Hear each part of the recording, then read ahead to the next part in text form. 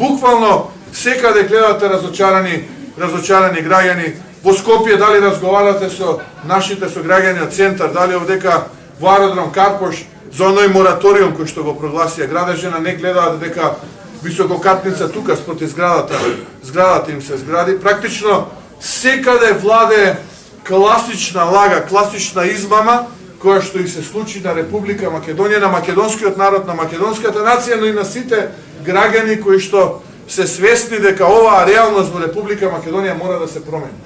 Но нашата цел, нашата задача како ВМРО ДПМН е да помогнеме да таа реалност се промени. И јас знам дека имаме план, имаме методологија како сето тоа да го направиме и верувам дека ние тоа ќе успееме да го направиме.